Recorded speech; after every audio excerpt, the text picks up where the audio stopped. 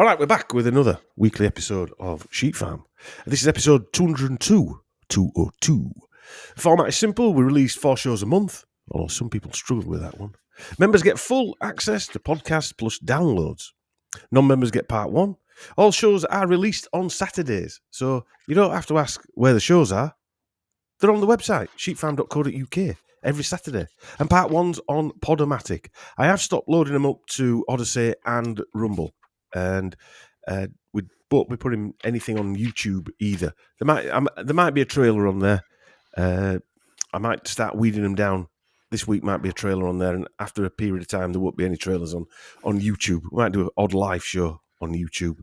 All the videos that I have actually uploaded to YouTube, though, are backed up on Odyssey from 2021, I think they are. There's literally hundreds on there from all Clown World proceedings in the 91 Divok lockdowns. Please subscribe to the website. You get email notifications, but that doesn't matter. I keep saying we release every Saturday, so on a Saturday there will always be a podcast there after lunchtime, roughly between 12 and 1. Chris is on Instagram. You can direct mail him, direct message him, wherever it is. I'm not on Instagram. I don't understand all that nonsense. I don't think Chris does, really. That's the only thing I'm proud of him for. He didn't understand anything about Instagram. I'm actually on my gaping gobs. I've actually been putting videos on there. I'm getting quite slick at it now. I just put a new picture on the what is it, Instagram. I did a picture. I've been meaning to do it for ages. Just I might put it into a t-shirt saying "thick as mince." Right. Yeah, I saw that drawing. Yeah, it's good for it. Yeah, thick as mince. That's what we are. Yorkshire, fire. Yorkshire mince. Sure? I thought that this was number 201 episode. No. Oh, 201. Sorry, yeah, it's 201. What am I on about? I write it down where I am. I know. Yeah. I write it down whenever we do it. Yeah, because Matt Landman were 200, wasn't he? Yeah, that's right. Yeah. No, just because people will be going, oh, I think they missed one. No, they haven't missed one. It's two. Yeah, I hope it's copped them out. Thanks to everybody for ordering vitamins from Sheep Farm, from Elf Bunker. Don't forget to use the code. The codes are in the description down below. Last week, or end of October, Richard Deal's case was ruled against him. Chris, did you read any of that? That was weird, wasn't it? Because I got an email because I'm subscribed to him. Not that I got one personally, just that. Yeah. Off his mail, yeah. Oh no, it was on a Tuesday saying I'll be finding out they're going to postpone it and find out. No, he didn't say they were going to postpone it. It might get postponed. Yeah, but that evening when I got that email and it said we're going to find out by email, but then it was in all the newspapers the next day. How does that work? How they got it? So newspapers weirdly found out probably before he did. Yeah. That's right. Strange, isn't it, Chris? My immediate thought process. Yeah, because I got sent the news article from numerous different. Well, what I love in a democracy, Chris, where somebody can sue somebody and you're not allowed to use your evidence in the case that you've been sued for, regardless of what you think. I might be an absolute nutter, right? Yeah. I can't tell you how I've come to my conclusion, and also, you don't have to produce your evidence either that you've sued me for in the first place. No, about that one. Does everyone just sit there in silence? Everyone just sits there and he gets and then just goes. Millions of pounds spent in central London over nothing. And you know, Ian Davis has written it out perfectly, where it is an absolute nonsense. Because, for instance, did you know that Martin Hibbert didn't have to produce his tickets in court to prove that he were in court, that he was at the concert? But if I ain't got to prove anything, because it's a fact. That's what I mean. It's all a fact.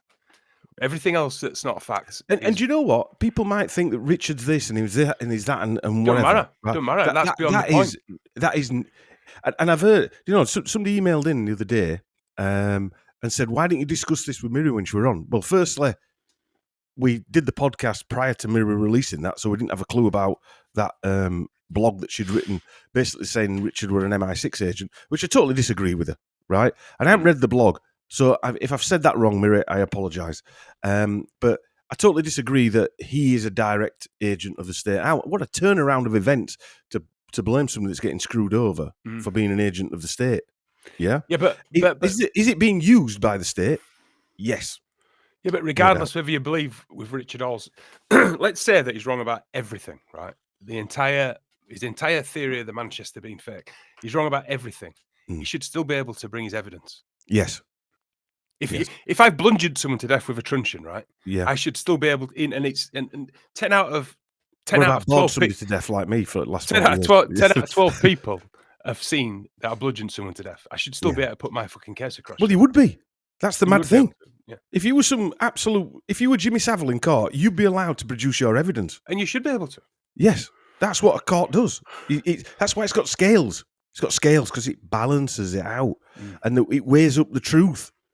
Whereas we're all one-sided because the whole judgment was about what the hearing was. The hearing said this, so that's real. Well, it's just a hearing. That's not a court case. A hearing is not a court case.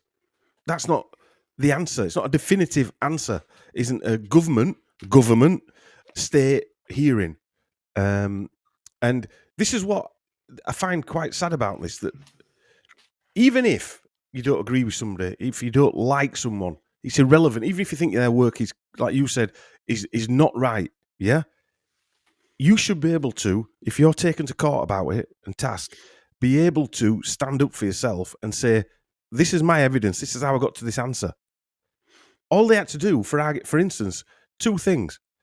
Show CCTV footage of Martin Ibbott and his daughter walking into the front doors and saying, there you go, Richard. And he'd have to say, I apologise. He actually said that. If you show me him walking through them doors, you don't have to show me anything that happens after that. Show me him walking through the doors, I will apologise. They didn't do that. So we don't need to do that because the evidence is that he was there, even though we don't have to produce the evidence to show you that he was there. Well, it's a state of affairs, isn't it, where you can't protest unless we agree that you can protest. Yes. Do you know what? I've got freedom of speech means that someone should be allowed. Come up to me and call me a wog. Well, no, it's true, though, isn't it? It's true. Well, not really, because you're going a bit farther. But what I mean is, if someone wants to march down the street with some Nazi flags, they should be able to do it. As long as but they're not going up to anyone and hurting them. What I mean is, it means you should be able to say whatever you want. Yes. Because if what you're saying is ridiculous, no one's going to listen. Apart from calling me a wog. Well, if you're going up to someone in the face and saying that to them, then you should get yeah. Because that's just ridiculous, going too far. Just downright rude. Unless it were 1980s. Hey, I tell you what, I'd rather live in a world where someone didn't get done for coming up and calling me a wog than the world we're in at the moment. Where, yes. Do you know what I mean? Yeah. At least you knew in 80s. At least you knew where you stood. Do you know what I mean? Yeah. Different walks for different folks. Anyway, let's move on. Let's move on. This is only an intro into the first part of this podcast. The first part of this podcast is, we haven't got a guest on this week. It's the next episode of Huxley, Huxley's Brave New World, or Brave New World Order. And this is episode 9. And it's the third part and final part of this mini-series within the series, UnNatural Selection. It's part 3. So we're doing it in a slightly different format where we're going to put this as I think it's about an hour and a half, as an hour and a half podcast. I'm not making it into a film like I was doing because we're not putting them on YouTube, so et cetera, et cetera. So this might go on YouTube, this first part, actually. I don't know yet. I don't think there'll be anything in there that might get banned. So how mad is it we're talking like that? We're talking about Huxley's Brave New World and will it get banned? Yeah. You know? And people not being able to say what they want in their own defence. It's quite, we are actually in that world now, aren't we? We're already there, aren't we? We are already in George Orwell's 1984. I actually listened back, to the one we did with James Dellenpole on James's channel. He's got a brief part of our thing where we're talking about George Orwell. All right. A snippet in there, right? Which is nothing in comparison to the 3, whatever it was, 8 or 9 hours that we did on George Orwell. And some answers there, you could see that some of them people, James will believe anything. All of these people that are on here just talk, basically, George Orwell was this basic literary genius and stuff. I'm not saying what he wrote wasn't good. 1984 and I've read 1984. I've excellent. Read them a number of times. Yeah. Excellent. But he worked for the intelligence agencies. What were people? Yeah, exactly. Because listening to me and you for 5 minutes on George Orwell, right? You would go, come on. Yeah, I would have done. I would have done. So without seeing all the other In background fact, stuff, I think during that, in one of them Orwell ones, when you were going into his connections, I actually went, "Oh, for fuck's sake, another one." So I was, I didn't want Yeah. that to happen. Also, I was having this conversation with Mrs. yesterday, talking about Huxley. So Brave New World, which is a point in, where babies are coming out of jars, basically, Yeah. and everyone's happy because everyone's drugged off the tits, basically.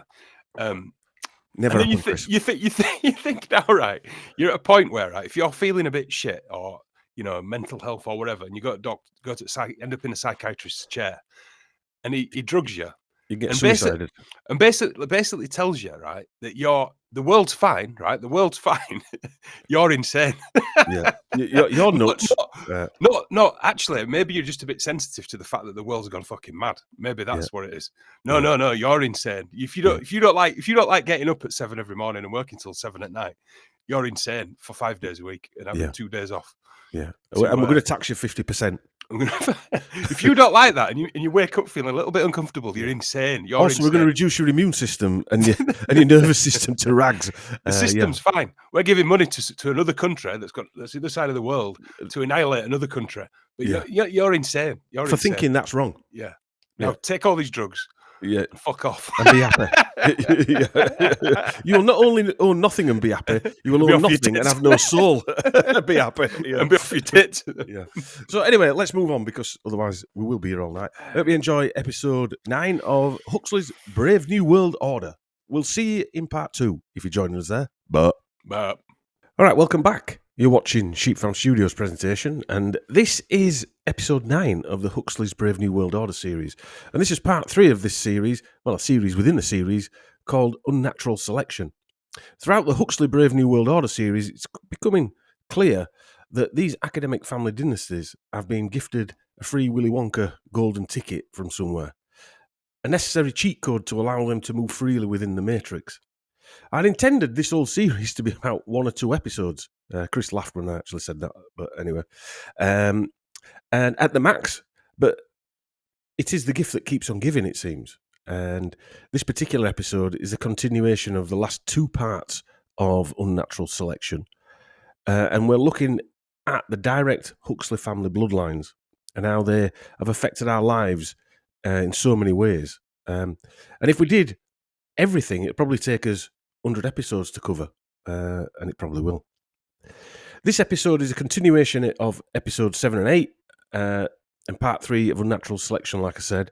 And we're going to cover the children, or continue to cover the children, of Thomas Henry Huxley.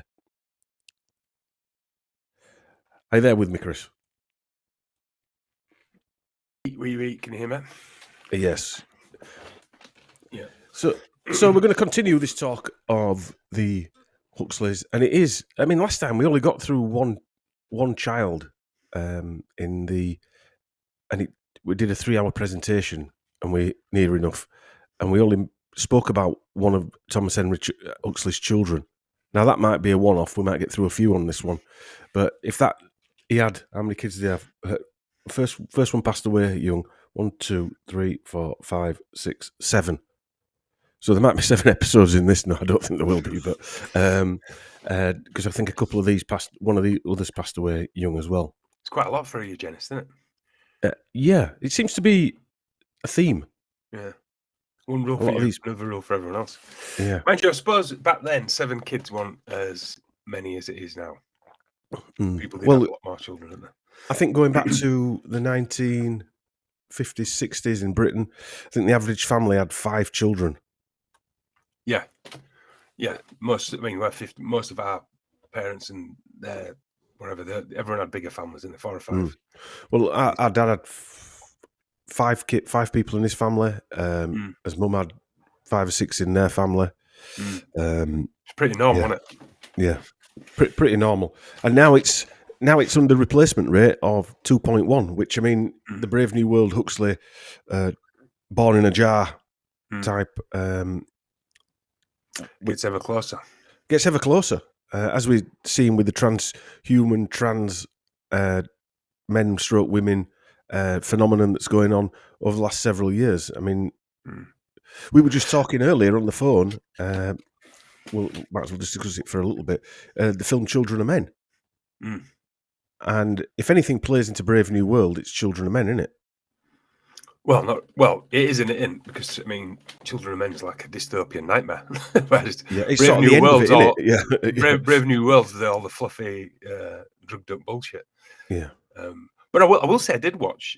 Probably worth mentioning. I don't know if I mentioned it on the podcast. I watched a thing called Pod Nation. I think it was called the film on Amazon. Remember I told you about it? Yeah. And it was literally where people were having babies in pods. Right. And it was done as a romantic comedy, which I find interesting. It is quite funny, yeah. Yeah, he had I forgot that actor's called. He's got an unpronounceable African name, black guy, really good actor, and a girl in it. He's a good dancer as well. Of course. But the story was that it's in the future and they're giving birth in pods, and he's reluctant to get involved. I think he's like a botanist. He grows plants and stuff. Zoologist. And they were he's reluctant to get involved, but it's like a status thing that you can actually have a baby in one of these pods. And I mean that is literally a Brave New World, and it's all normalized and quite funny, a bit of comedy in there. Turns quite dark at the end. I'd recommend it actually. It's quite a good film, but clearly agenda driven. Programming, yeah, exactly, totally agenda driven. Yeah. So just to recap, as I said, there was several children that Thomas Henry Huxley and his wife, I think she was called Henrietta, had. There was Noel Huxley, who only lived for 4 years. He passed away in 1860. There was Oriana Huxley, who we spoke about her offspring and the connections to their offspring in the last episode. If you remember, Crispin Tickle, Dame Tickle, all these people that was sprung off that. Marion Huxley, who we're going to discuss today. Leonard Huxley, who we'll probably leave to the end of these people because he's Julian and Aldous and Andrew Huxley's father. I want to go into a bit more detail about him. We've got Rachel Huxley. We've got Henrietta or Nettie Huxley. And then we've got another Henry Huxley and Ethel Huxley. So you can imagine the spider's webs. I mean, going back to what we were talking about before, the chances, not just of all these people being influential, but the majority of their children being influential, you won't get odds on that. Just that one lady alone, Oriana Huxley, all them people that were part of that thing and all the gangster NGOs that they were running. It just wouldn't happen naturally. I just can't believe that happens naturally. No. So today we're gonna initially talk about Marion Huxley, known as Maddie. She was born in 1859, passed away in 1888. So this lady passed away pretty early. And as I say, she's the daughter of Thomas Henry Huxley, Darwin's bulldog. And she was a British 19th century painter and is associated with Pre-Raphaelite Brotherhood, or the Pre-Raphaelite Brotherhood, or the PRB. Interesting. Maddie Huxley studied painting at the Slade School of Fine Art in London, aka the Slade, the Art School of University College London, UCL. It has been ranked as the UK's top art and design educational institution. The school is organised as a department of the UCL's Faculty of Arts and Humanities. You know, that's the art school I went to. Is it? Oh no, I didn't. I went to Batley. No, you went. Yeah. Batley Art School. And dropped out. Batley Art School's got a different ring to it than the University College London Slade School of Fine Art. The Slade. Yeah. Actually, I'm telling like it was Dewsbury College, but it was Batley. Yeah, and I dropped out. Yeah. Her work was shown at the Royal Academy of Arts and the Grosvenor Gallery. The Huxley dynasty is married into the Grosvenor family. We'll come on to that in a fair bit, which also covers off Dan Snow as well, because Dan Snow, that presenter, and his dad and his uncle Peter Snow, and I forget what the other one is. He called Dan Snow anyway. These people are also front and center of art and whatever else, politics, history, etc. Yeah, and they're married into the Grosvenor family as well. It's an interesting story, actually. Dan Snow said, although he's married into the Grosvenor family are worth, I think it's about $15 billion. They own Cheshire and wherever. And he's married the sister of the Duke of Grosvenor. And I had a brief look at who went to that Slade College. I mean, a lot of them, I'm not very up on my heart history. Mrs. is more than me. But who is it went there? A.A. Gill went there, and Sir Anthony Gormley, who did the Angel of the North, you know, that big sculpture. All right, yeah. I mean, that's an interesting. How do you get the permission to put something so imposing, you know what I mean, on a hillside? It's Greenbelt, that, isn't it? You can just put all you want on Greenbelt, can't you? Even yeah. Do you know? I always thought that. Even a wire wicker man, you can put that up there. He's a sir as well, Sir Anthony Gormley. A.A. Gill, you know, you've heard of him, the food critic who died. So he must have gone there to be an art. I mean, I've got a problem with food critics anyway, but he obviously went there to be an artist and couldn't do it, and became a critic of art, I suppose. But there's people who went there who from like war poets, art historians, filmmakers. Everybody went there. I mean, I've heard of you, so I won't pretend I know anything about it or anything. But a bit like the Dom Jolly stuff we did when he went to Haileybury, which was the East India Company College. And then we were talking earlier that Christopher Nolan went there. It doesn't seem it is, isn't it? If you've been to these prestigious places, you get handpicked to move on. Well, some people do. Some people do. Not all of them. Everybody, yeah. Who is it? Was a teacher there, though, Fi? Lucian Freud. He was an art teacher there. I mean, his paintings are amazing, to be fair, but I think we've discussed him before. I think he's one of Britain's, most reputable. I think his paintings are sold for one of the most, or definitely in the top 3. Right. He was, I think, the most expensive living painter when he was alive. Right. I mean, Mrs. always tells me he's got quite a dark past as well. I don't really know what it is, but we have to get it out of her. Yeah, because I can see we've covered C.S. Lewis, who had that June Fluitt living with him at 14-year-old during World War II, when she escaped the Blitz. She married Clement Freud, Lucian Freud's brother, and we know the history of Clement Freud. So he was at the very least a philanderer of. I think there's something else I can't remember what she told me. Right. On the 30th of June 1879, Maddie Huxley married the British writer and portrait painter John Collier, OBE, also a Slade graduate. Together, they had a daughter named Joyce, their only child, in 1884. After the birth of Joyce, Huxley suffered from nervous hysteria, possibly postnatal depression. Probably didn't know about it in them days. And in 1887, she was taken to Paris for treatment with Jean-Martin Charcot. However, she contracted pneumonia and died in December 1887. So that's Marion Huxley. Could be Short life. Postnatal depression, or is it early MK Ultra? Well, I was just going to say, what did they actually? How did she? What treatment were they giving her for her to contract pneumonia? I mean, she's so young as well.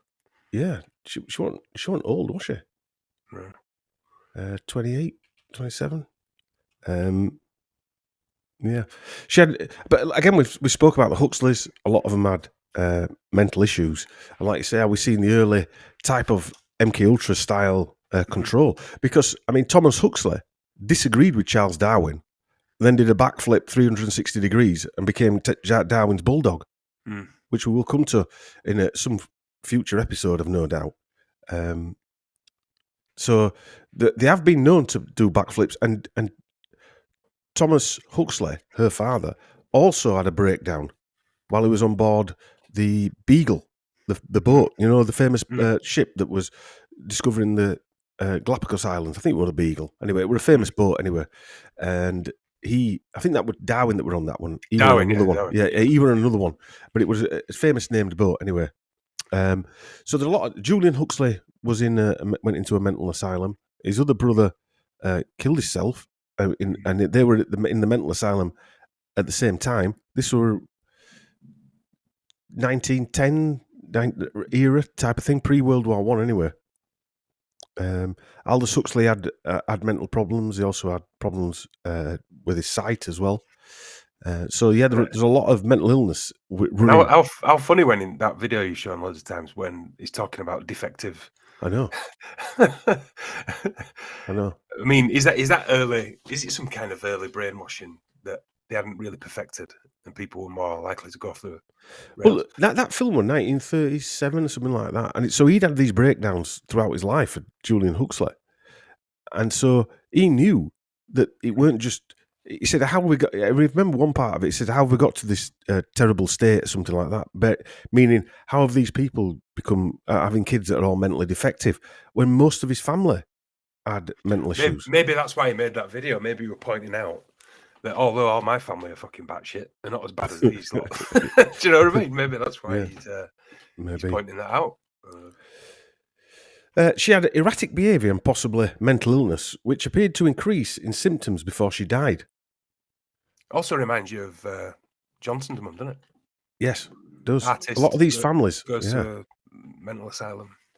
yeah. And they're all shipped off.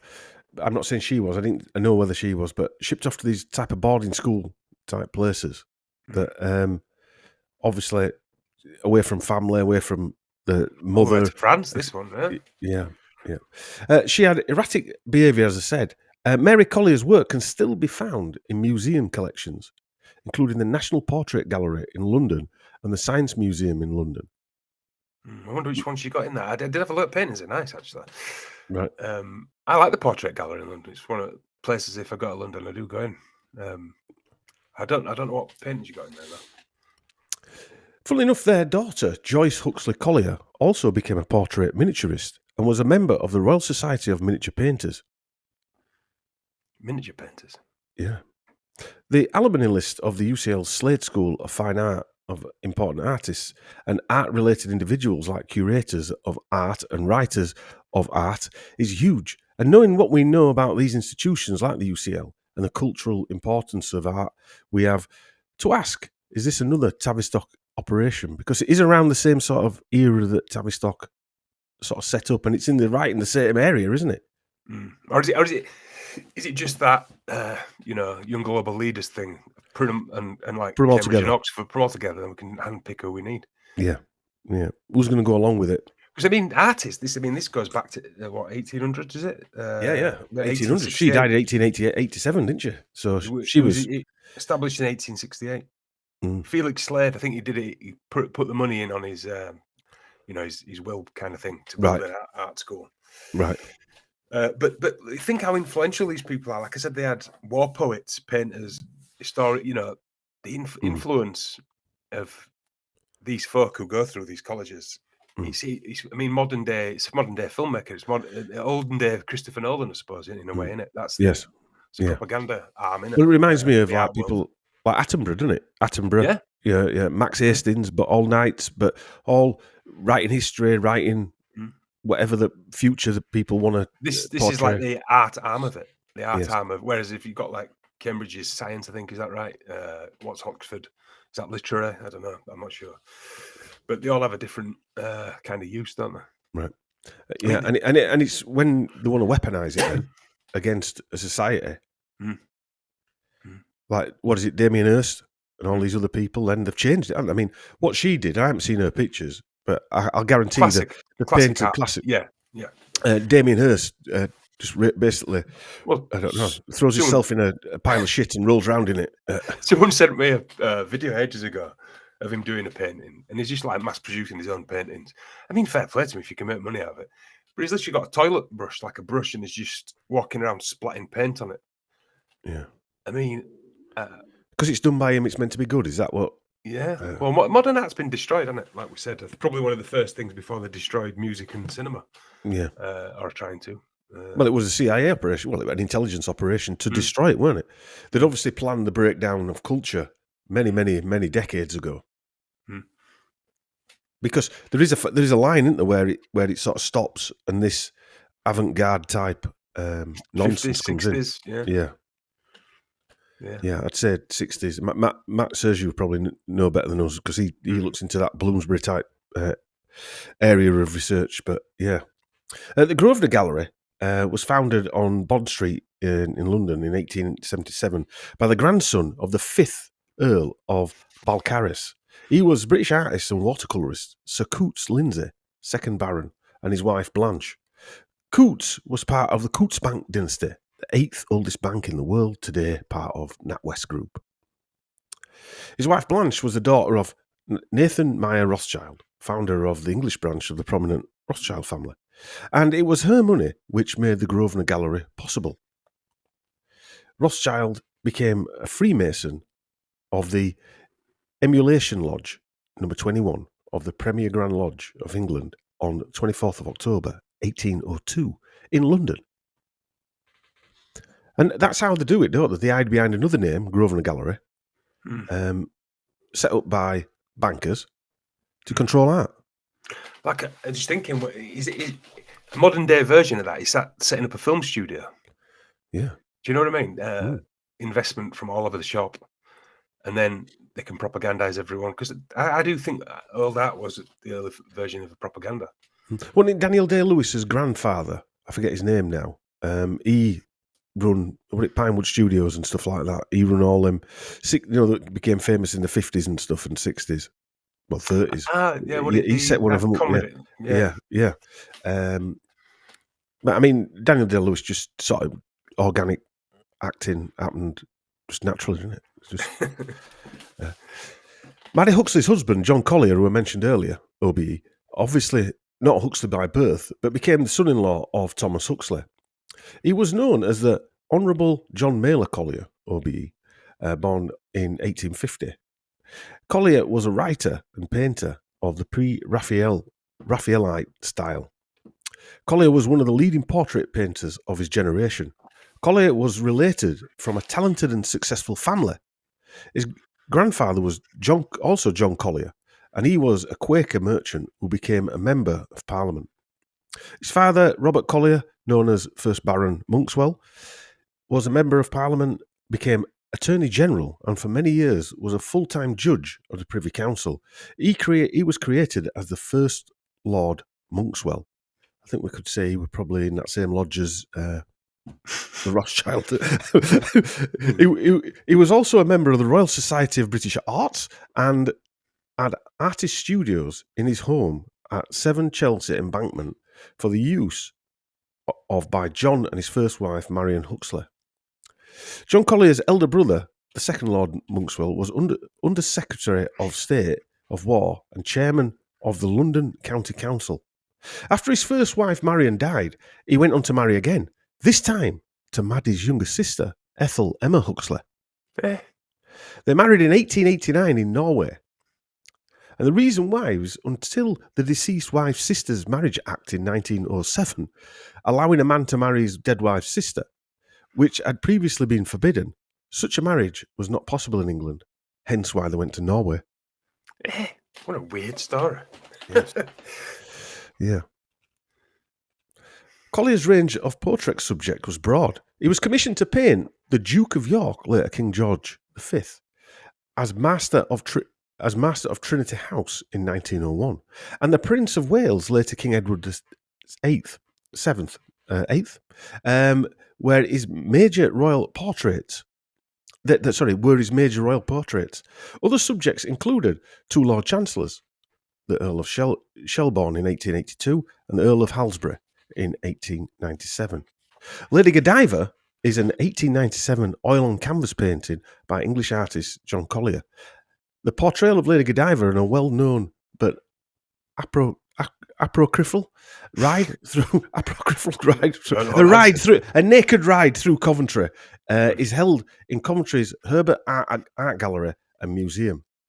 And that's that famous one. I've seen that one. Yeah, it's a nice painting, isn't it? It's all red and she's got like a red blanket around it. The strange thing how this comes back round, Chris, is that when we did the Orwell genealogy, Orwell's linked to Lady Godiva in his genealogy. All right. I don't know if you can remember. Yeah. I remember you saying that. Collier painted 32 Huxley family portraits during the half-century after his first marriage, including one of Thomas Huxley and another of Charles Darwin. Collier's views on religion and ethics are interesting for their comparison with the views of Thomas and Julian Huxley, both whom gave Romain lectures on the subject. It's quite a famous lecture, that Romain is lecture. They do. Mate, go on, sorry. Go on. Yeah. No, go on. What lectures? What is it? Well, the Romanes lectures, it's a prestigious free public lecture given annually at the Shalodian Theatre, Oxford, England. The lecture series was founded and named after the biologist George Romanes, who, as I've said that name three different ways now, but I think I've got it right now. And it's been running since 1892. Over the years, many notable figures from the arts and sciences have been invited to speak, including in 1893 Thomas Huxley, who gave his talk on evolution and ethics. I don't know if you could have them two together, but anyway. In 1943, Sir Julian Huxley was there to give a speech called Evolutionary Ethics, 50 years after his grandfather Thomas Huxley gave his lecture. And for the hat-trick, in 1982, Sir Andrew Huxley gave his speech called Biology and the Physical Sciences and the Mind. Be interesting to see what recent ones are, won't it? Yeah, I did have a look, but yeah, probably. But what I was going to say is, it makes you more intrigued into that Lady Godiva story now, doesn't it? Because I mean, yes, is that just some kind of propaganda story? I was hazard a guess. I can't remember. All I remember is she rode naked on a horse. Yeah, I don't remember what the well, the Queen did a song about it as well, didn't they? Yeah, Lady Godiva. Yeah. Didn't quite go like that, but we'll stick to blues and soul, Chris. We'll leave the rock to the rock boys. I did have a quick look at Collier, and he's the National Portrait Gallery owns 16 of his paintings. And what was it? I looked on Wikipedia, and interestingly, one of them is of John Burns. He pointed out 4 famous ones: one of John Burns, one of Thomas Huxley, one of Darwin, and one of Sir William Higgins. And that's what it pointed out of the 16 in the National Portrait Gallery, and the Tate owned 2 as well. But because there must be some intrigue to these characters. If they've got Huxley and Darwin, I just wondered who Higgins was, and he's a famous astronomer with accolades and medal, awards and everything up to his knackers. Like interesting to see if he was in the X Club with Thomas Huxley. And the other guy, John Burns, I didn't think it was interesting at first, but then I had another look at it. He was an elected to the Social Democratic Federation's Executive Council at the Industrial Revolution Conference in 1885. He made some interventions that attracted attention. Anyway, do you want me to read this bit out? Actually, it's quite interesting. Yeah. So he was. I looked at his Wikipedia page, and then I looked at Radical Politics, because this is one of. Obviously, Collier did a painting of him. He stood for Parliament in the 1885 general election at Nottingham West, but was unsuccessful. A year later, he took part in the London demonstration against unemployment, which resulted in the West End riots. This is where I thought it got juicy. When the windows of the Carlton Club, posh gentlemen's club, and other London clubs were broken. When he encouraged rioters to loot bakeries, he was arrested and later acquitted of the Old Bailey of charges of conspiracy and sedition. He was arrested again the following year on 13th of November 1887 for resisting police attempts to break up an unlicensed meeting in Trafalgar Square. The demonstration ended in the Bloody Sunday clashes. Burns was imprisoned for 6 weeks. In August 1889, Burns played a major part in the London dock strikes. He was the most effective of the strikers and speakers. In each day after the meeting, he led strikers on a 5 abreast march through the city of London wearing his trademark straw hat. We're interested in fact is he an early agent provocateur? I was thinking that when you were reading it out. I don't know who the guy is, but he's been lost into history, hasn't he? But he was quite a big union guy. I mean, Arthur Scargill-esque, What a Scottish guy. Hang on a minute. I think his name might ring a bell. He was. He was a Scottish fitter growing up with his railwayman father. Be interesting to know what his genealogy was if he would have Burns. What's a Scottish fitter? I don't know. Son of Alexander Burns, a Scottish fitter. I don't know what that means. He was brought up in Battersea. Right. But what I mean is, so you're saying he painted him? Yeah, that's what I'm saying. It's interesting. In we painted 16 people because he was a famous portraitist. But out of the 4 that it named, one of them was Huxley, one was Darwin, One was a famous astrologer, and the other's John Burns. But apparently, we're a trouble causer. So why? You can see why I go down a load of rabbit holes, can't you? Because as soon as you pull the lid up and you see that guy's name there, you think, well, there are famous Burns, obviously in Scotland. I'm not saying everybody who called Burns is related to him, but it also said that copies of the Huxley and Darwin portraits are at the top of prominently displayed at the top of a staircase of the Athenaeum Club in London. I never even heard of that, and it's some kind of one of the most famous gentlemen's clubs, right? Where they display, where people could go to talk about arts and science.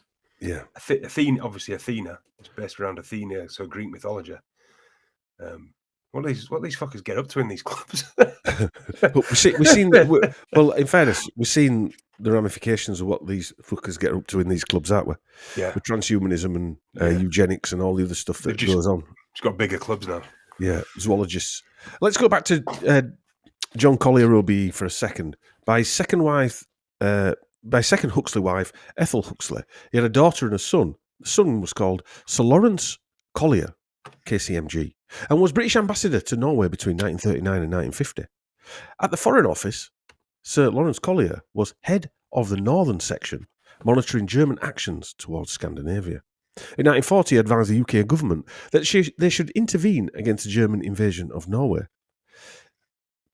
As I said, his paternal grandfather was Robert Collier, 1st Baron Monkswell, and Thomas Henry Huxley. Baron Monkswell of Monkswell in the county of Devon became Baron James Adrian. Oh, sorry, the current Baron is James Adrian Collier, 6th Baron Monkswell, born 1977. So they're still around, these people. They've not gone anywhere, right? Yeah, interesting. Anyway, let's go to Rachel Huxley, the 4th child. As I said, we're going to leave Leonard Huxley out. He was Thomas Huxley's 4th child. Rachel's the 5th child. As we'll introduce him later because he's the father of Sir Julian Aldous and Sir Andrew Huxley. And we'll jump over to Rachel Huxley, who was the 5th of Thomas Huxley's children. Rachel married civil engineer Alfred Eckersley in 1884, who built railways in various parts of the world. Their eldest son, Roger Huxley Eckersley, was born in Algeria, so we were building railways in Algeria. Their second son, Thomas Lidwell Eckersley, was born the next year. The family then moved to Mako, where their third son, Peter Eckersley, was born, building railways there as well. Thomas Lidwell Eckersley, their second son, was born 27th December. We'll go into a bit of detail about him, 1886. And he was a theoretical physicist and engineer. He joined the National Physical Laboratory, NPL, not VPL, NPL. You know what VPL is, don't you, Chris? Visible panic line. Where he worked on, we've got to lighten it up a bit, where he worked on behaviour of iron under the influence of alternating magnetic fields. Rhoron graphene oxide. The laboratory was run by the UK government, with members of staff being part of the civil service. Remind you of anything that could be happening right now? Thomas Eckersley married Eva Amelia Payne, daughter of Barry Payne, English journalist, poet, humorist and writer. When war started, Eckersley took a commission in the Royal Engineers and worked on problems of wireless telephony, telegraphy. As a result, he developed a keen interest in the propagation of radio waves. In 1912, he was at Marconi, the research department that was founded under Sir Charles Samuel Franklin, and a noted British radio pioneer. In 1919, Thomas Eckersley joined Marconi's Wireless Telegraph Company Limited. I think they could have got a shorter name, but anyway, as a theoretical research engineer, and remained with them until he retired in 1946. The facilities were placed under the direction of the Admiralty at the outbreak of the First World War. When the Marconi Company resumed control in 1919, it was 2 years before the research department was reconstituted under H.J. Round, who had previously worked for Charles Samuel Franklin, who I mentioned earlier. With a separate research team now formed under Franklin himself, Thomas Eckersley started working for Marconi. By 1924, the Marconi Company had developed shortwave radio technology sufficiently to be awarded a contract from the post office to run elements of the Imperial Wireless Chain. The Imperial Wireless Chain was a strategic international communications network of powerful long-range radio telegraphy stations created by the British government to link the countries of the British Empire. Further research groups were developed, including one working on television. In 1936, it was decided to bring together the various radio, television, and telephony research teams in a single location. Do you know something I was thinking, when you read that out, is the link between railway and radio. And telegraph. The Morse code thing. When you watch films, it's always a train involved with a when they're doing the thingy. What I was thinking was, like the internet now, was on certain things will have only been possible after the invention of wireless communication. Yes, weren't there? Maybe even going into wars and stuff. You know what I mean? They'd have done like the internet. They would have known that certain people would have been able to communicate that they didn't really want to, but also they would have the advantage over everybody by being able to communicate. Yes, quickly. Because I mean, when the train robbers and stuff, they could catch them at the next station, whereas before they could just get away, couldn't they? Yep. In April 1940, the Royal Air Force took charge of the team around Eckersley dealing with radio propagation. By August 1941, with the Admiralty signal establishment set up, the rest of the laboratories were taken over by the Admiralty. In 1940, Thomas Eckersley joined the staff of the Air Ministry to work, and in 1942 became Chief Scientific Advisor to the Inter-Service Ionosphere Bureau, established at the Marconi Research and Development Laboratories at Great Baddow. His contribution to radar techniques were important, especially in improving the radar detection of submarines. It's an interesting name, that, isn't it? The Inter-Service Ionosphere Bureau. I don't know what the hell's that mean. Well, I mean, as we know, if you've got a limited company that's doing something like that, you can't just set a company up to. It's a bit like Elon Musk. If anybody thinks you can just launch a satellite up there, wherever a satellite is, I'm not going to get into that argument. But if anybody thinks you can send a rocket, right? I'm going to build a rocket and send a rocket into space without the intelligence services and government being involved, then you're off your rocker or off your rocket. Because you paint the picture, there's just some rich guy who can do that. And that's the same if you're bouncing radio waves off the ionosphere, because that's what Tesla were doing. Tesla was doing that and causing earthquakes, if you remember, and tsunamis. Well, he claimed he could. He claimed he could, and then he had all his patents stolen off him. So, if he really existed, the Marconi Research Centre is the former name for the current BAE Systems Applied Intelligence Laboratories. BAE are obviously a weapons manufacturer. Under its earlier name, research at the site spanned military and civilian technology, covering the full range of products offered by GEC Marconi, including radio, radar, telecommunications, mechatronics, and microelectronics. The Marconi Company was a British telecommunications and engineering company that did business under that name from 1963 to 1987. Its roots were in wireless telegraph and signal company, which was founded by Italian inventor Marconi. I'm not even going to try and say his first name. Guglielmo. Guglielmo. Yeah. In 1897, the company was a pioneer of wireless long-distance communication and mass media broadcasting, eventually becoming one of the UK's most successful manufacturing companies. In 1999, its defence equipment manufacturing division, Marconi Electronic Systems, merged with BAE, British Aerospace, to form BAE Systems.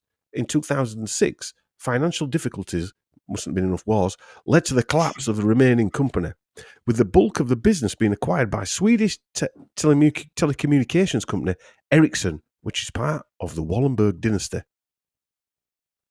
So it didn't go bust, it just got shifted, I think. It just got shifted. I like the way that they say it was sort of like military and civilian technology. Yeah. Yeah. Well, would that mean that they're using money to go into it and making out they're going to make all of it, then it just gets shifted over to military? Well, I don't know. Or is it that the Are they getting- technology that they've used has been militarised and used That's against kind of what I'm trying to civilians? say. All right, yeah. Because if you're making a radar up that can, I don't know, alter iodine levels in your thyroid, for argument's sake, as Yeah. Nick Begich has pointed out with HAARP in Alaska, you've got a Huxley, and let's face it, the Huxleys want, or the Huxleys that we're talking about, this generation, wanted the population to be whatever, right? And that's continued throughout. And he's now developing radar systems as weapons. It would make sense, wouldn't it? Yeah. If you're a evil baddie. Yeah. The BAE Systems PLC is a British multinational arms security and aerospace company based in London. It is the biggest manufacturer in Britain as of 2017, or was. It is the largest defence contractor in Europe. I like the way they say defence.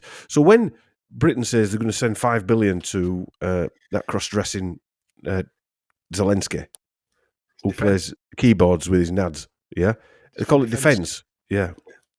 But when Putin does anything, he's attacking. He's an evil dictator. Oh, yeah, obviously. But when Israel bombs shit out of a 1 mile square piece of land to dust, that's defence. Yeah. All England have ever done, Fat, is defend England. We've never attacked. Defend it. No, they've never gone in. No. How dare them savages say we're attacking? Yeah. Horrible. Look at when we bombed Iraq, that was because they had chemical weapons of mass destruction that could reach us in 7 minutes. So we had to wipe them off the fucking planet. That's all there is to it. Yeah. We've got whiny bitches like you. I detect a smidgen of sarcasm, Chris. Unpatriotic whiny bitches like you. Yeah. Who degrade Tony Blair's legacy. I know. Disgust. You disgust. How dare you? Just to finish Thomas Eckersley, bear in mind, we've got a guy here who basically set radar up for civilian and military and Marconi. Yeah. So he's working in this. But he suffered from multiple sclerosis. Now, I found that quite interesting, because in the book Invisible Rainbow by Arthur Furstenberger, he talks about them type of illnesses, and you've got guys that are working with these, like electricians and people like that, suffering from these type of illnesses. But before they even knew it, probably was. Well, it probably. But another thing is that Sir Andrew Huxley, he was working on the nervous system, so how your hand contracted and all this type of stuff. So he got a Nobel Prize. So on the one side of it, you've got a guy weaponizing radar that causes all this shit. On the middle, you've got guys like, say, Julian Huxley, who are zoologists who are looking into how animals react and humans react, and how humans react socially with all this shit. And on the other side, you've got a guy trying to control all this stuff by mapping out the nervous system. These are just Huxleys. He might have indirectly been manufacturing his own multiple sclerosis then without even knowing it. And then they probably could have found that and then weaponized it. And now we've got cell towers. So what I wrote here is that multiple sclerosis is an autoimmune disease which the insulating covers of the nerve cells in the brain and spinal cord are damaged. The damage disrupts the ability of parts of the nervous system to transmit signals, resulting in a range of signs and symptoms, including physical, mental, and sometimes psychiatric problems. According to Arthur Furstenberg and other EMF experts, illnesses like this are caused by exposure to EMFs, electromagnetic frequencies. Interestingly, his cousin, Sir Andrew Fielding Huxley, his area of expertise was electronic nerve impulses, an area which is known to be disrupted by EMFs. Eckersley died on the 15th of February 1959 of pneumonia, contracted during an epidemic of influenza. Was it an influenza epidemic then? Apparently. But I reckon, going back to all the radio, that's probably when they turned They were upping the transmissions. I think there's quite a correlation of these so-called epidemics and turning on of technologies. Because otherwise, how would you damage your autoimmune? How would you damage your the covers, insulated covers for your nerve cells in your brain and spinal cord? Well, just disintegrate, don't they? That's what they do. That's You what that's what happens when you get hit with a lightsaber. Yeah, they couldn't do it physically because they're inside your body. So Yeah. it does kind of make logical sense that it's an EMF, wouldn't it? Yes. But just to recap, this is the grandson of Thomas Huxley. We're talking here. This guy is one of the grandsons of Thomas Huxley, John Collier, who married Rachel Huxley. Yeah. But he didn't marry Rachel Huxley. He was a son of Rachel Huxley, sorry. He was the son of... where are we going? Where are we? Alfred Eckersley, who built railways. Yeah? That's right, yeah. Yeah. It's amazing. You've got to keep track, otherwise you lose your grip where these people come, the direction. So their third son was Captain Peter Pendleton Eckersley. I mentioned him before, but we'll go through him again. Born in 1892 in Mexico. And he died, ironically, in 1963, 8 months before his cousin Aldous Huxley died in the US. In the 1911 census, he's recorded as a resident of Bedale School, coeducational proprietary boarding school in Petersfield, Hampshire. His brother Thomas and the before-mentioned Sir Lawrence Collier were also there. Peter Eckersley was a pioneer of British broadcasting. In fact, he was the first chief engineer of the BBC, or the British Broadcasting Company Limited, from 1922 to 1927, and chief engineer of the BBC until 1929. During World War I, he was sent to the Wireless Experimental Station at Biggin Hill, where he conducted experimental work on the duplex telephony for aircraft. Peter Eckersley also joined Marconi's wireless telegraph company as the head of experimental section, or the experimental section, aircraft department, where he designed the Croydon Airport Ground Station transmitter. Croydon became Gatwick, didn't it? No, I don't know, did it? Yeah, it did, yeah. Croydon became Gatwick. Yeah. I'm sure it did, yeah. So Rachel Huxley Eckersley married again after she, I can't remember if her husband died or anyway, but she had two further children, Betty and Anthony Shawcross. I don't know, I didn't do any work into their backgrounds, to be honest with you. I'd done enough on that one. But Peter Eckersley, he had an interesting background, and he got sacked from BBC by Baron Reith because he was seeing his wife or something like that, but there was something going on anyway. So Henry Huxley, I think the penultimate child of Thomas Huxley, he trained in medicine at St Bartholomew's Hospital in London, and he married Sophie Stobart. You've heard that name, Stobart. She was a nurse. As she was the daughter of a considerable landowning and church-going family in Yorkshire, who were somewhat nervous of the connection with the son of a famous infidel. Remember that Thomas Huxley came up with the term agnosticism.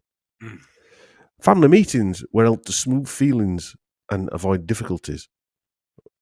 After the marriage, the couple was set up in London with a medical practice for Henry. I like the way they've done that. They were set up in London with a medical practice for Henry.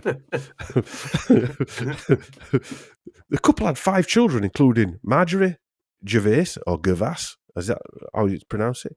Michael, Christopher, and Anne. Daughter Marjorie married a prominent British civil servant and diplomat called Sir Edward John Harding, GCMG, KCB, JCB. Harding was a career diplomat. He became Secretary of the Royal Commission on Natural Resources, Trade and Legislation of certain portions of His Majesty's dominions in 1912, and accompanied the Commission on all of its overseas visits: Australia, New Zealand, South Africa, and Canada. The long informal letters Harding wrote to members of his family during these visits constituted a diary and are held as the Dominion's Royal Commission Diary letters by Cambridge University Library. It's in the Royal Commonwealth Society Library in Cambridge University.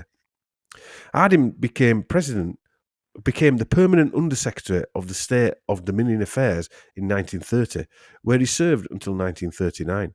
After leaving the Dominion's office, Harding was appointed the British High Commissioner to South-Africa, in which capacity he served from 1940 to 1941.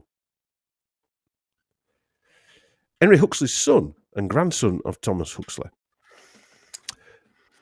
cousin of Sir Julian and Aldous and Sir Andrew Huxley, was Michael Huxley, who was also a career diplomat. Theme building, Chris.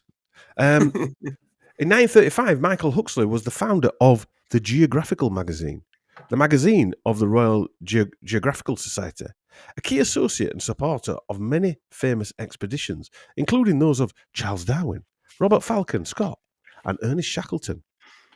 The publishers pay a license fee to the society, which is used to fund the advancement of exploration and research and the promotion of geographical knowledge. I've always thought that Scott story was bollocks as well. Yeah, because too much emphasis on it. I think here there's actually a little museum for him, on that famous expedition. Is that just to stop people going there? Do you think? Was that the freeze to death where that guy decided they were going to kill himself so others could live? He went for a walk. Yeah. I mean, why do we that story embedded in his head at a very young age? Odd. You realise with this, don't you? I was just thinking, even more than I expected, that how much the Huxleys have infiltrated not just the cabinet, but every angle of society, everything, aren't they? Yeah, everything. The interesting ones to me are the ones that aren't even called Huxley. Yeah. Well, some of them are. No, but even everywhere they've married into, it's like a bloody. I mean, when you think about it, right, are they actually the beginning of, because they were all a bit mental and all a bit ill, a bit sickly. Are they actually the parasites that just started and infiltrated everything? From that point on.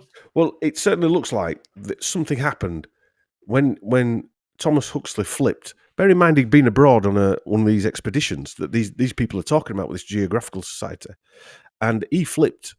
Something happened to him, he had a nervous breakdown. He came back and he flipped again onto Darwin's side when he was totally not on Darwin's side. Because to go on Darwin's side was quite a big thing, because that meant you didn't believe in God, and everyone believed in God. Yes. So you were actually going against everything. Yes. So it would almost like be saying jib jabs nonsense. But how many of the? But if you think about it, these people aren't just working in prominent positions. They're coming up with things that change society forever. Yeah. Agnosticism, transhumanism, eugenics, you name it. They're coming up with things. Yeah. LSD. They're coming up with things that change culture forever. Everything. Yeah. It's not a fashion. These massive cultural changes. I was thinking I will end up doing a list, but the list of how many things they came up with that have changed and stuck in culture now. Yeah. They came up with wireless radio. If you understand where I'm coming from, these things aren't just small things that they're coming up with. Well, that's what I mean. It enabled the first Second World War with radars for all this stuff. Yeah. What I mean is, are they the demon bloodline for it? Maybe they are. Maybe they're the demon bloodline that got thrown into. Well, the interesting thing is, before I call this unnatural selection, I was going to call it Prometheus Parasite. Yeah. But I thought I'll hold on to that for another sort of mini-series within this. Because that's what it seemed like to me. What you were seeing was, you said, as the parasite. It's weird you call it as the parasite. In fact, it might even still be called that on here, up here at the top. But it's like they got interjected into the world, and then the fingers just spread out. Yeah. Like the WEF now, Yeah. It's quite weird when you see it all together, isn't it? So this Henry Huxley, who married this Stobart, these are their children. Again, Michael Huxley is their child, and he married well. He married into the Lotbiniere family when he married Ottilie di Lotbiniere Mills, which is a strange surname, but anyway. She was the daughter of Sir Henry Gustave Joly, which an interesting. I haven't done any research on there, but again, we're coming to that. We're coming to this. Is that parasite mix? Because these people are Canadian French, right? He had French bloodlines, did old Joly, but again, then the names are split off. And I've never met anyone called Joly. Have you? Yeah, so he's got this guy. She was the daughter of Sir Henry Gustave Joly de Lotbiniere, right? Knighted under the Order of St. Michael and St. George. He was a lawyer, businessman, and politician who served as the 4th Prime Minister of Quebec, a federal cabinet minister, and the 7th Lieutenant Governor of British Columbia. Henry Gustave's mother was Canadian, Julie Christine, the youngest daughter of the 2nd Marquis de Lotbiniere. Henry's father, Pierre Gustave Joly, so his surname was Joly, right? Yeah, was a pioneer of early photography, and he was the first man to photograph the Acropolis in 1839. So there's another one. Trains. I know. Radios. Trains, radios. Photographer. Yeah, and it's called Joly. Weird. Yeah, Henry Gustave's mother was Julie Christine, the youngest daughter of Michel Eustache Gaspard Alain Chartier de Lotbiniere. I think I did all right there. Who inherited the signatory of Lotbiniere in 1828. Lotbiniere is a municipality in the Lotbiniere region. I wish I'd stop using that word. Regional county in Quebec. New France is set of French colonial territories in North America, having existed from 1534 to 1763, with the status of vice-royalty of France. Its capital was Quebec City.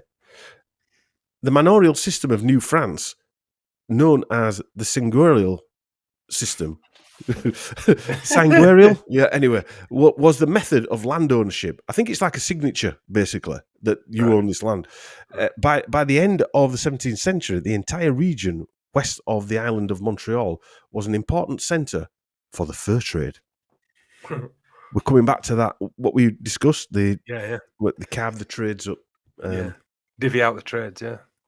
So why I'm pointing this out is all of these Henry's, all the Huxley ancestors are married into this family via his wife. That's the links back they have to this bloodline.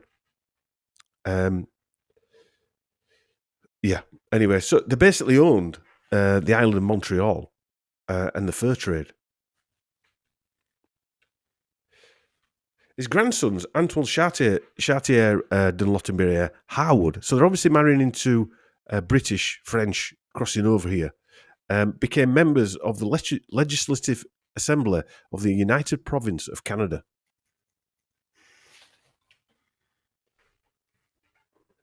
So, yeah, anyway.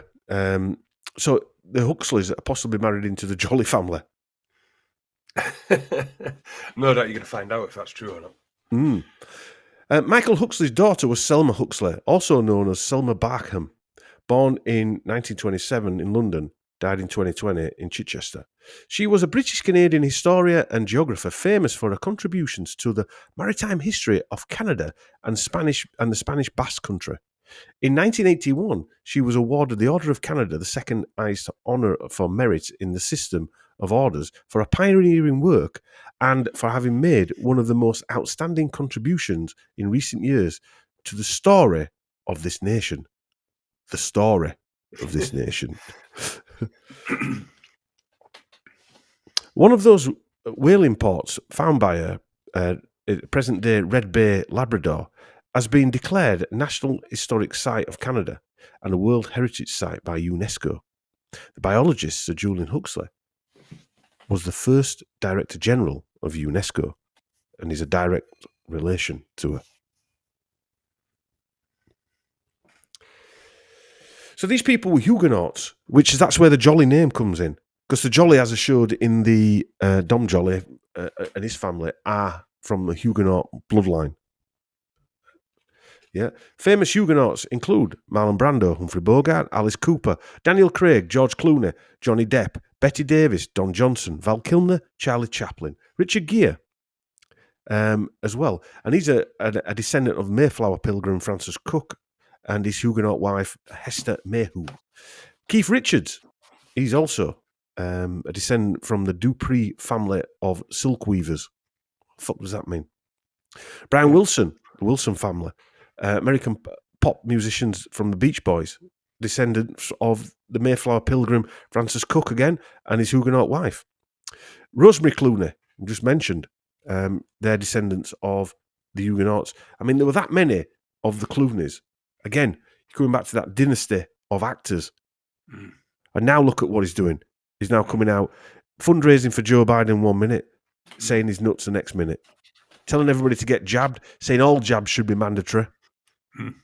Cheers, George. All jabs, not just Clooney. one. Yeah, cheers, Dr. Clooney. Because he was on that. What is it, Doctor program? Yeah, all right. Yeah. So you've got to take notice of him, Chris.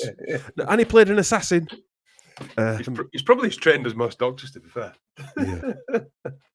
And we mentioned Amel Clooney as well. His wife. I mean, God knows what she's part of, but she was a young global leader in 2016. I know that much. And she's friends with Sausage Fingers, King Charles, because they launched the Amel Clooney Award to celebrate incredible young women.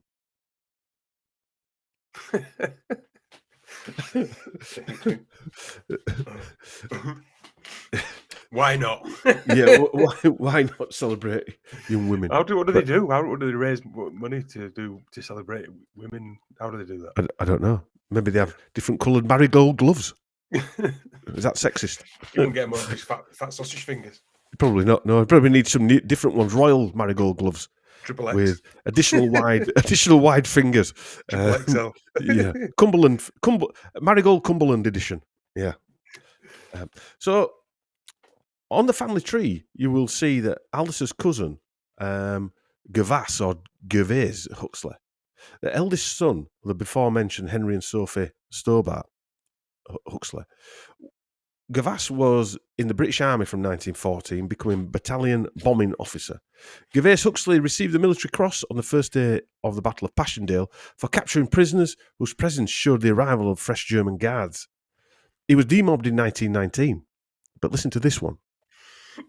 In 1939, Gervais helped to set up the Ministry of Information. I'll say that again. He set up the Ministry of Information. He was recruited especially to set it up. Ministry of Disinformation. Yes. So here we have a Huxley again, setting up an intelligence operation. Maybe he knew Eileen O'Shaughnessy. Or, Daniel Day-Lewis's dad.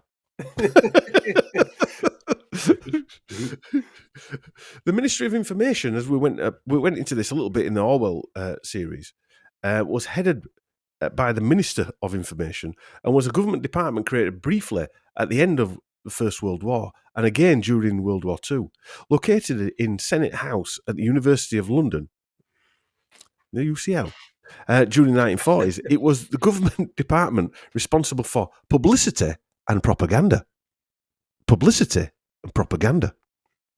Should there be publicity and propaganda? Military and civilian. Publicity and propaganda. You're safe and effective. The MOI was dissolved in 1946. Of course it was. With its residual functions passing to the Central Office of Information, COI, which itself was dissolved in 2011 due to reforming of the organisation of government communications. The Central Office of Information was the government's marketing and communications agency.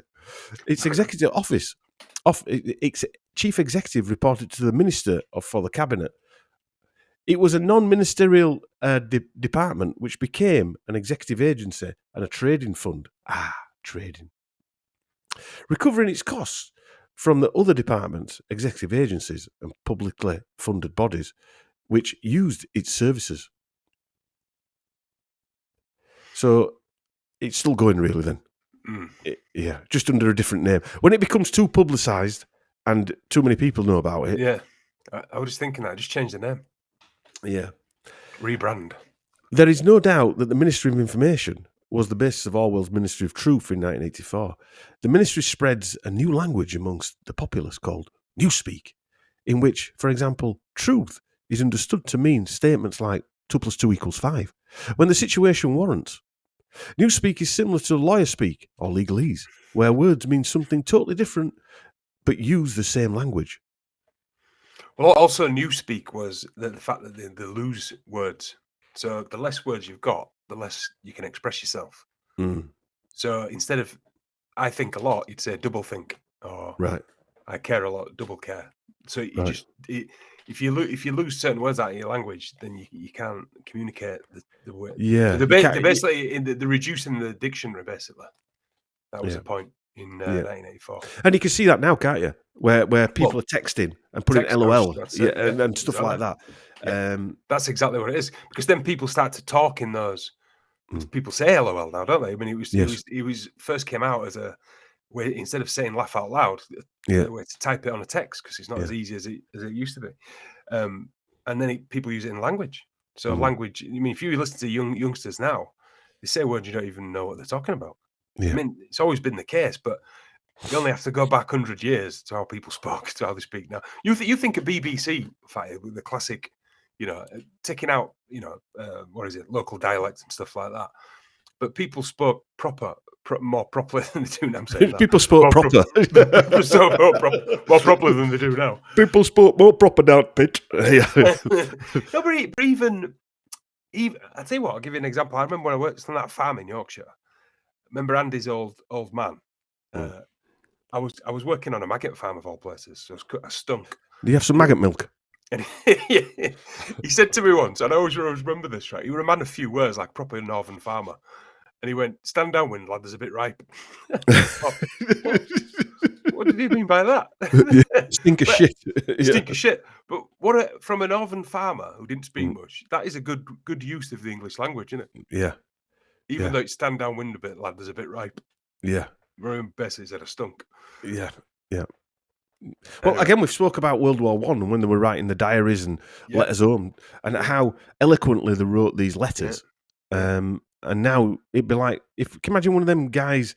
Well, I saw a comedian do a sketch on it, and he literally was reading out from Civil War, and he's like, "My darling wife, I miss you so much. I can't wait to get into your arms," and blah blah and all that stuff. Yeah. Then he had one from like Iraq War, and he went, "Hello, love. It is hot as shit." I'm not blaming them, but that's just the way that the world's been manoeuvred, isn't it? I'm sure. Yeah. I don't speak the best English, by the way. I don't. In a weird coincidence, Aldous Huxley taught George Orwell, then known as Eric Blair, at Eton. The Ministry of Information also reminds me of the Asch conformity experiments. Anyway, here we have Huxley officially forming the Ministry of Information that openly used propaganda on the British public. We will see this is not the first or last Huxley involved in intelligence operations or propaganda, or the first time we ever mention it again, or last time we mention it in this series. The Ministry of Information worked with Whitehall departments and public bodies to produce information campaigns on issues that affected the lives of British citizens, from health and education to benefits, rights and welfare, basically covering every area of propaganda control we see now. They've just got it more specialised using technology, haven't they?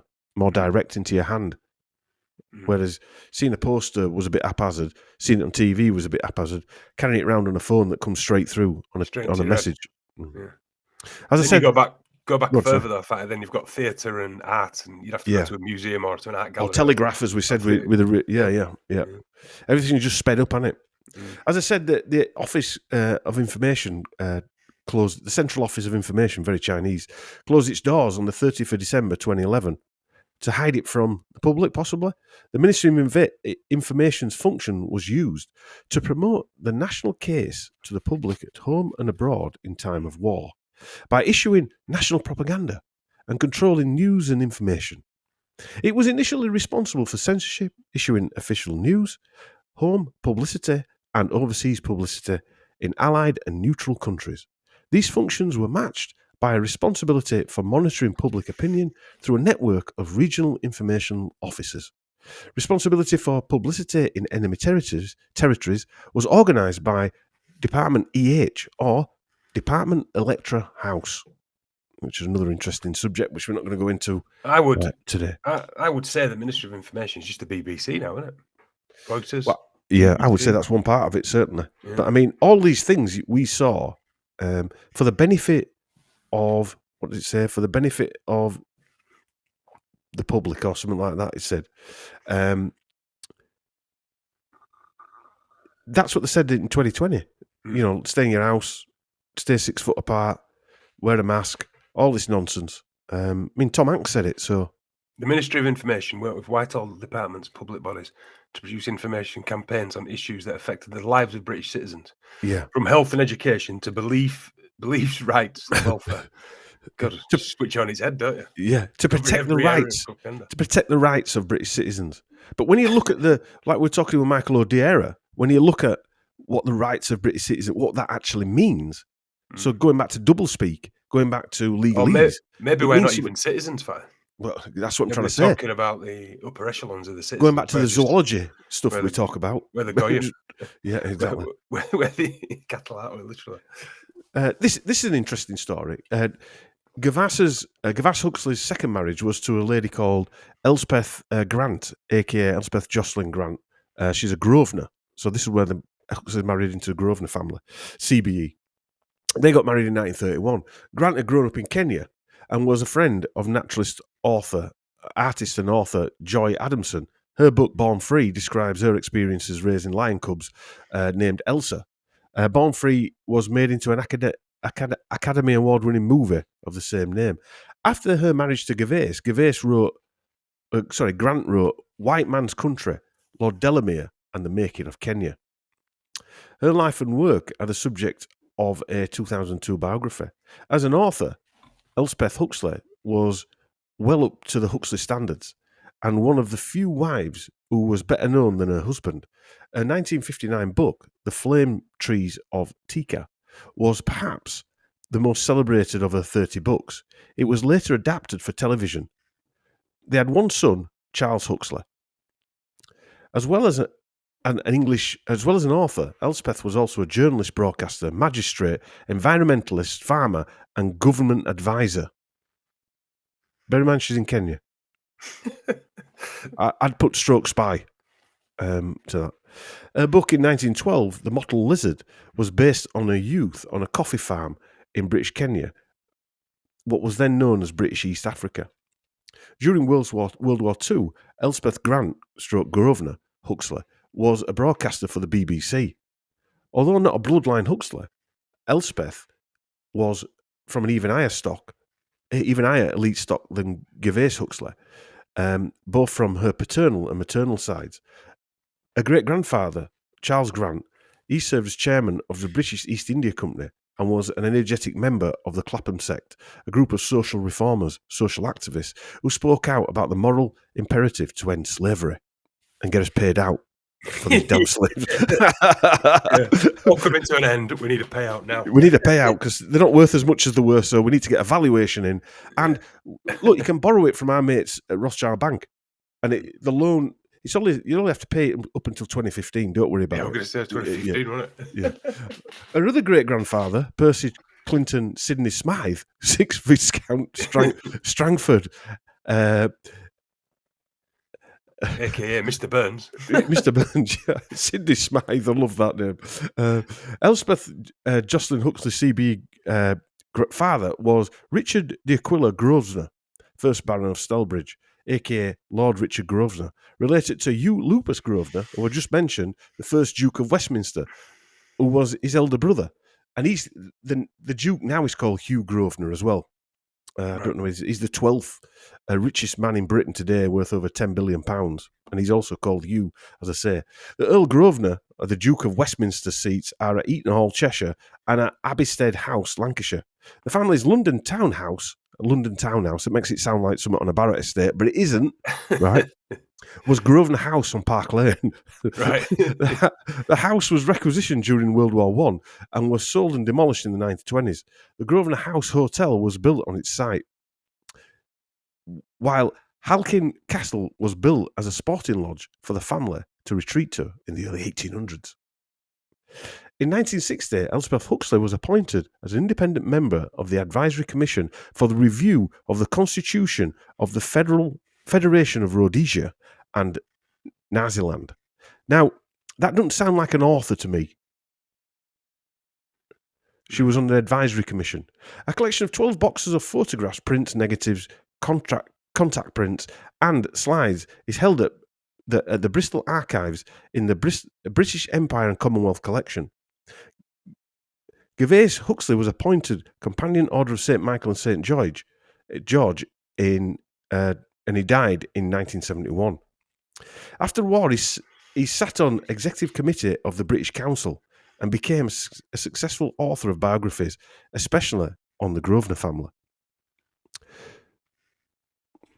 That's handy, isn't it? Yeah. So, I'll just finish this section off on the Grosvenor family. But I want to mention here about the British Council. The British Council have come up several times during these offspring of Thomas Huxley. I think one of the Tickles was part of the British Council. We mentioned in the last episode that Chris Whitty's dad was killed in Greece, he working for the British Council. And the British Council is a huge NGO-type organisation, non-governmental organisation. It has billions through it. And I would say, going back to what you said about the BBC being a part of the propaganda Ministry of Information, British Council is another part of that. I think it has something like £10 billion going through it every year, something ridiculous. Anyway, it's billions anyway. Basically, pushing out stories about Britain. Nobody's ever heard of these places, but and I'd never heard of them until I researched Chris Whitty 4 years ago, or whatever it was. So the Grosvenor family. Dan Snow MBE, popular British historian, television presenter.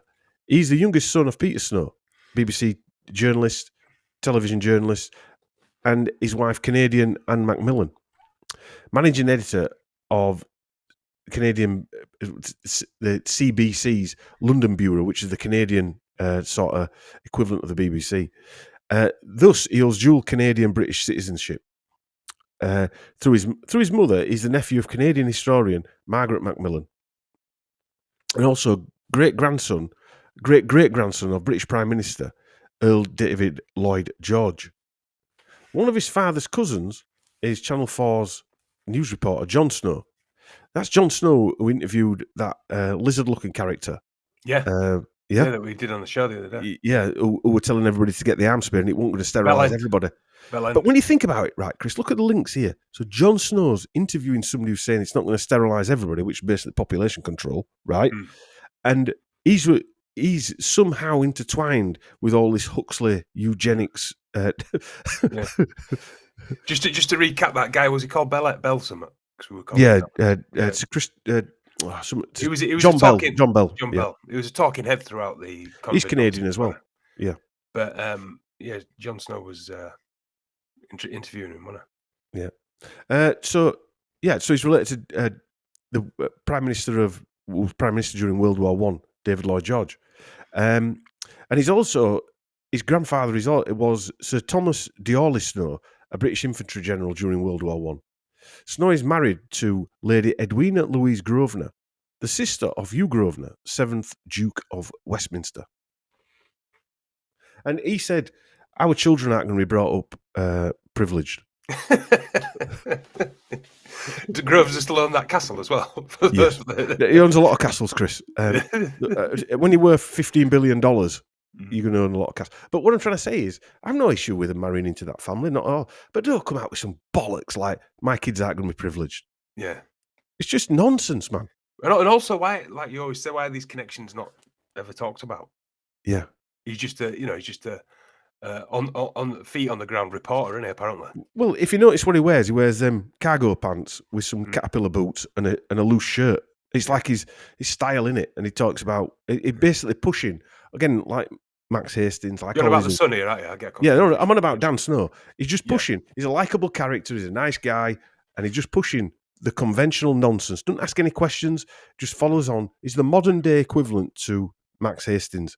But or also David he's Attenborough. literally the equivalent of his dad, isn't it? Which Yes. is, you know, he's classic BBC kind Yes. of face. And Yeah. now you just put a pair of boots and a loose fitting shirt on him, and he's just modern. It's going to be khaki. Yeah, new version of it, isn't it? Well, yeah, I mean, like Brian Cockend wears that T-shirt, David Bowie on it with his blue leather jacket on.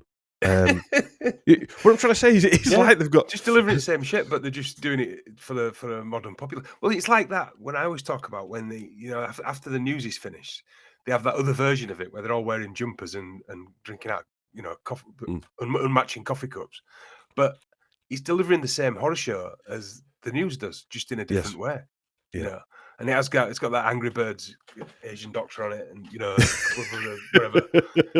And they're all talking a bit more casual. You know, it's not like it's not delivered like news, but it's delivering the exact same effing message. Smiling knife. Yeah, smiling Death with a knife. smile. Yeah. I'll just finish on the British Council for this part before we carry on with some of the of Thomas Huxley's children and nieces and nephews, etc. The British Council is a British organisation specialising in international cultural and educational opportunities. I like the way they use them words. It works in over 100 countries, promoting a wider knowledge of the United Kingdom and the English language and the Welsh language in Argentina. The British Council has a budget, here we go, I was a bit high when I thought the budget, of around £1.5 billion to push British culture around the world. In August 1944, after the liberation of Paris, Austin Gill was sent by the British Council to re-establish the Paris office, which soon had tours of the Old Vic Company, given apparently by Julian Huxley and T.S. Eliot. So even they were working for the British Council. It tells you again who. Why would 100 countries want to know about our so-called culture and British language? Why is the 1.5 billion invested to infiltrate 100 countries? It's just another racket with our bullshit. Yeah, it's just another racket. In 1984, Kenneth Whitty, Deputy Director of British Council in Athens, was murdered by militants, if you believe this story, from the Abu Nidal organisation. According to Abu Nidal's biographer, Patrick Seal, the ANO was an Israeli Mossad creation. Again, we've seen this thing over and over again. Yeah. So his dad was killed by Mossad? Well, we're also seeing this creation with this Hamas thing, that they know Israeli were funding, the government was funding Hamas. But nobody wants to talk about that. No. Yeah. That's even an old story, that. Even I knew that. And, you know, we're going back before whatever's going on now with the Israeli-Palestine thing. Where those people in Gaza, they were using children to stop the Israelis. They're using human shields, basically. Yes. Yeah. Children as human shields. Or was it just a family living in a house that you managed to fucking bomb? Well, I mean, if you feel threatened by a baby with a fucking rattle, then... Yeah. But I mentioned that before. I saw that on the American news, where they actually had a house and it had like images of the two terrorists in the middle of the house. Yeah. And then it had little kids all around the house in the attic and stuff. And said that's how they were using them as human shields. Or is it just someone's house? Where they're cooking the dinner. Yeah. Insanity. Anyway. The British Council is governed by a Royal Charter.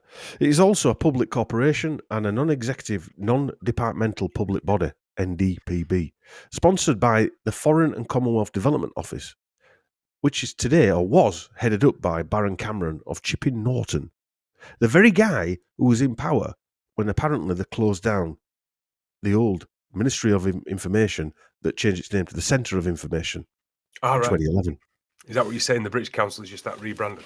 Well, no, the British Council has been going for a long time. They're just different arms. It's funded by the Foreign Office. The Foreign Office runs MI6. So we're going to continue this with another one of the children, or one of the offspring of the children, Margaret Rachel Huxley, 1854 to 1940. She was an English nurse and a niece of Thomas Huxley. She was Thomas Huxley's brother's daughter.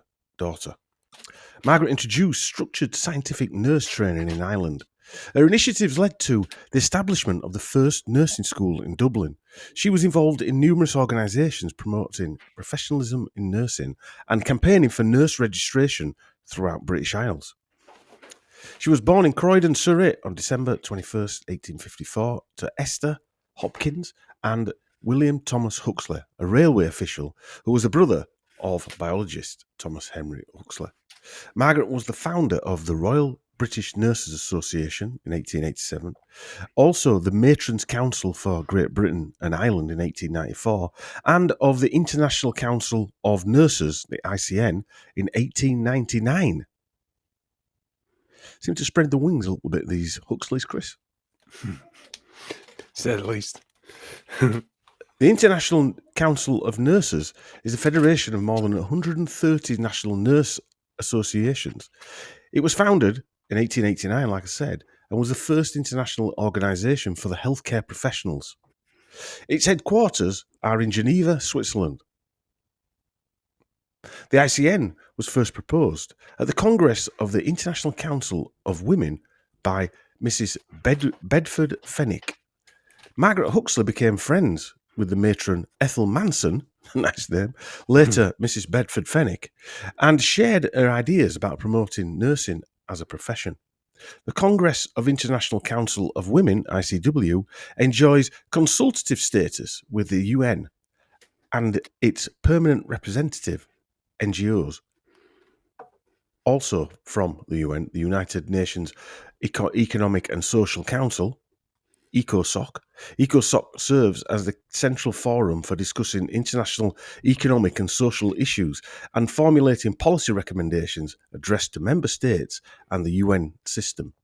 Remember, Sir Julian Huxley was also one of the founding members of the UN. He came up with UNESCO and many other things, World Wildlife Fund, etc., etc. It's also associated with the International Labour Organization, the ILO, founded in 1919 under the League of Nations, the forerunner to the United Nations. It is one of the first and oldest specialised agencies of the UN, whose mandate is to advance social and economic justice by setting international labour standards. Slavery, in other words. The Food and Agriculture Organization of the United Nations, the FAO, bear in mind this is a nurses' council that are all linked and intertwined with these groups, a specialised agency of the UN that leads international efforts to defeat hunger and improve nutrition and food security. Is that nurse, the nurse woman, is that the beginning of, like, is that literally the beginning of professional nursing? Yes. Is that what that's explaining? Yes. Because, yeah, interesting that. Just that the Huxleys are even involved in the beginning of professional nursing. Because you always think of Florence Nightingale, don't you? But Yes. that was before that, wasn't it? That was going back. Florence Nightingale was the Waterloo Napoleonic Wars, wasn't she? I think. Well, she died in 1910, so she was born in 18. She only lived to 90-year-old. She did. But just funny how they used her as like the beginning, almost, I would say, of the nurse thing as we know it today. Would you say? Yes. The hygiene and nursing, and then they've kind of consolidated it into a proper thing by this period of time, haven't they? Yeah. Late 1800s. It was a Crimean War she was part of. I got Crimean that War. That's right. Yeah. Florence Nightingale. I mean, I think we can safely say that a lot of these people that were around, well, whatever Florence Nightingale was, but for some reason we all know her name, don't we? The lady with the lamp and all that crap. Yeah. So she's there for a reason. But she was definitely born into a family. Yeah. Florence Grand Duchy of Tuscany, she was as well. Yeah. But she died in 1910, aged 90. She would probably coincide with this period of time as well, going up to late 1800s. Yeah. I never went into the nursing side of it. Obviously, I'm looking at the Huxleys. You could spin off in many different directions as well. A lot of these ladies, like a lot of the authors that were nursing, I'm not saying all of them, but I noticed that a lot of them were gay. within the this nurses? organisation. It was like probably an escape for a lot of to be around women, weren't it? Right. Yeah, I suppose like men used to join to be a sailor and all that type of stuff. Hello, sailor. Yeah. I suppose. Yeah. But And pedos become priests. uh, but the ICW, the International Council of Nurses, or the ICN, it has held consultative status with the UN since 1947, and it's composed anyway. It's a worldwide organisation. So another Huxley has set up an organisation that encapsulates. When we get to 2020, we've got that that lady coming out who's called Nightingale and telling everybody that it's all right to have jabs because if you're pregnant. They basically masonized them, didn't they? Yes. I suppose. And then you've got labour here and food and agriculture. Yes.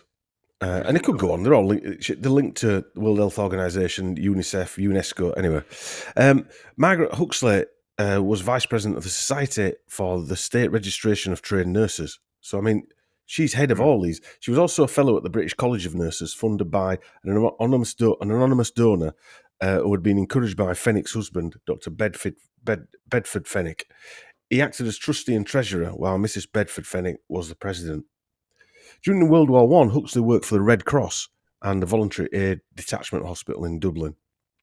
On Margaret Huxley and Ethel Gordon Fenwick, these are from the wiki pages, there's no mention of the Spanish flu nonsense, funnily enough.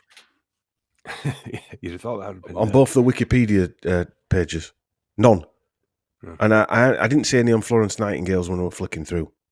No. Well, mind you, I think she died in 1910, so there won't be,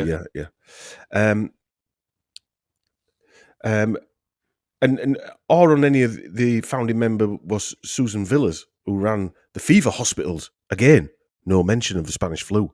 But she were running fever hospitals and still didn't mention Spanish flu. Well, she can't have done because they didn't invent it until 2000. Maybe John Travolta were there. They didn't invent it until 2008, so because you know about it. Yeah.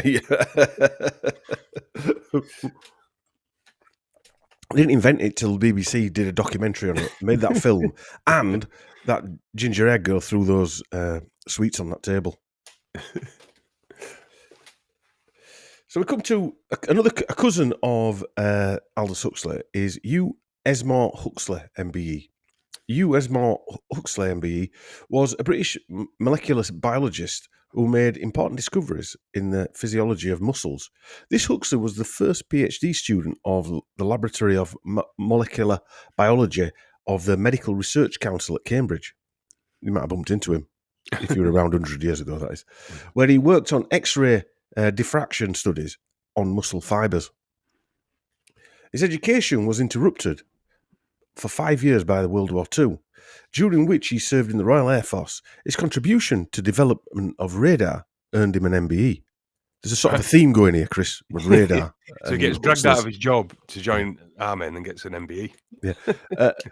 Hugh Huxley also worked at the Massachusetts Institute of Technology, MIT, a well-known DARPA front now and intelligence agency front, with fellow researcher Gene Hansen, and discovered the underlying principle of muscle movement popularized as a sliding filament theory in 1954. Well, I don't know what that is. Researcher Gene Hansen had a 1-year Rockefeller Fellowship. The BBC nicknamed her Mrs. Muscle. The sliding filament theory explains the mechanism of a muscle contraction based on muscle proteins that slide past each other to generate movement. The theory was independently introduced in 1954 by two research teams, one consisting of Andrew Huxley, his cousin, Sir Andrew Huxley, and Rolf Niedergerke from University of Cambridge, and the other consisting of Hugh Huxley and Gene Hansen at MIT. So two Huxleys working on the same thing at exactly the same time. Do you know what that makes me think of is robotics? Yes. Transhumanism. Yeah. Are they studying muscles to develop robots? Yeah, whether they know they were, I would say they're working at DARPA, which that's right. Massively, they're working at MIT. Robot dog starred, I think. You don't have to jump too far, do you? No. Really. After 15 years of research, Hugh Huxley proposed the swinging cross bridge hypothesis in 1969, which became the modern understanding of the molecular basis of muscle contraction and much of the other cellular motility. So, not only are they zoologists, biologists, blah, blah, blah, blah, blah, blah, blah. And if you look then at Aldous Huxley's book, you could say it contains a lot of this stuff, doesn't it? But you can imagine it, can't you? Molecular biology. You can just imagine. I don't know. It's the next stage between a jerky robot and a proper robot. Yeah. And a human-looking robot as well would be the muscle contraction. It makes sense, doesn't it? Yes, it does. Yeah. All right. Thanks for tuning in to Huxley's Brave New World Order, episode 9. We'll see you in part 2 if you're joining us there. If not, we'll see you next time. Bye.